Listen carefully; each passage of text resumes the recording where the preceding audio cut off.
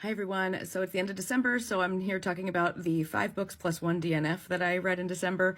I hope you enjoyed this. Let me know if you've read any of these and what you thought, and let's get into it.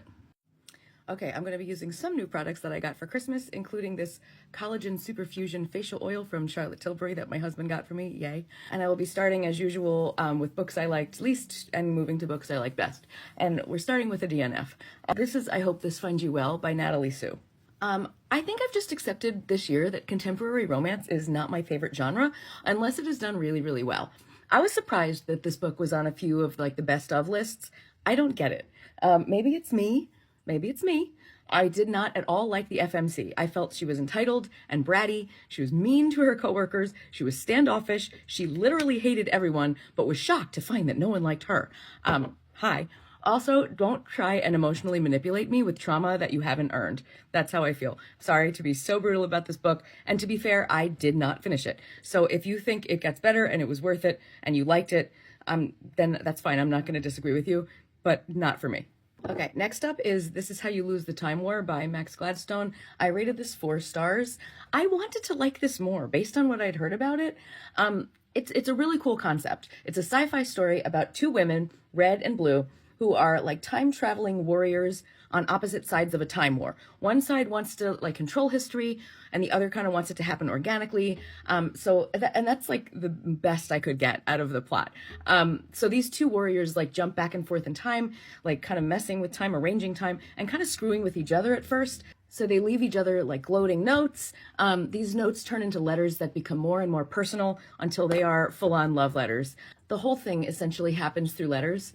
And the letters are beautiful. And I will say their falling in love with each other was lovely. It was, because it involves like defying, their sides and choosing what's worth sacrificing and all that, yada, yada, yada. It's lovely.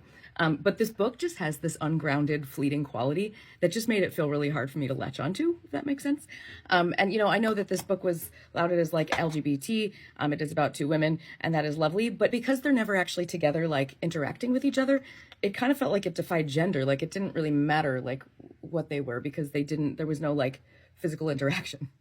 But I get that this is done well, so if you are into this kind of thing, you'd probably like it. Okay, next up is Good Material by Dolly Alderton.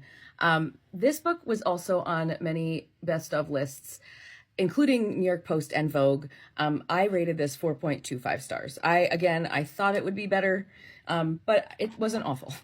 It's a ringing endorsement. So this book is about a struggling 35-year-old comedian named Andy, whose girlfriend of many years suddenly ends the relationship. He's then thrown headfirst into heartbreak, the single life, having to find somewhere to live as a struggling single artist, trying to better himself, like going to the gym, trying to hang on to male friendships that are becoming increasingly harder to keep as his friends are becoming husbands and fathers. By the way, I am using this Too Faced palette that my husband got me for Christmas, which is very nice. I will give this book some credit for being such a realistic and rich portrayal of a man going through these things. That being said, I kind of hated Andy. And I couldn't tell if we were supposed to or not. That was like what was confusing. It felt, the way the book was written made it feel like we were supposed to be rooting for him, and I definitely wasn't. But then with the way it ended, I went back and thought maybe we weren't supposed to be rooting for him. And if that's the case, then like I think this book maybe is more brilliant than I am giving it credit for. But I don't know. It was just hard because so much of it was in his point of view, and I just really didn't like him. He was such like a glass floor, mediocre white man, and like just totally being okay with mediocrity, not aspiring to like being better in any way. He wanted to pursue comedy instead of like a more solid career, but he never worked on his comedy. Like it didn't feel like it was like an art to him that he cared about. He totally phones it in. He's just mediocre in every way. I don't know how I feel about this. I'm going to keep going and trust the process. Anyway, when the novel finally switches to the ex's POV at the end, she confirms everything that I intuited about what kind of boyfriend he would have been. And honestly, like good for her and good riddance. By the end, I was like, yeah, he totally deserved to be dumped. So I enjoyed reading the book, but it was kind of a bleak picture of middle of the road masculinity. And having read it, I'm not sure how I feel about Dolly Alderton being the one to revive Pride and Prejudice. So I'm going to trust her and we'll see how it goes. All right, next up is If We Were Villains by M.L. Rio, and I rated this 4.25 stars. This book was weird to me because it was YA, but it felt like it shouldn't have been. If this had been more adult, a bit more mature, I feel like this could have been a 5-star read. So, this is one of those books about people in a Shakespearean production that are actually living a Shakespearean saga IRL as well as on stage, kind of along the lines of All's Well, but I feel like All's Well did it better. So the novel begins with the narrator, Oliver Marks, being released from prison after 10 years served for a murder that occurred that he may or may not have been responsible for. Then we go back into flashbacks as he finally comes clean to the detective who had investigated the case and just like never believed it was Oliver.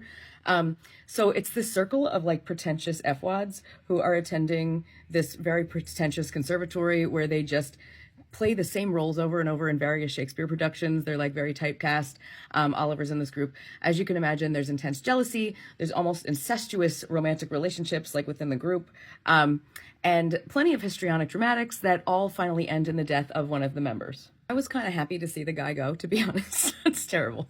I did feel like this book missed the mark in some ways, but honestly, it was a really fun read. And if you like Shakespeare, you probably would enjoy it, even with a few occasional eye rolls. Next up is Horror Movie by Paul Tremblay, and I rated this 4.5 stars.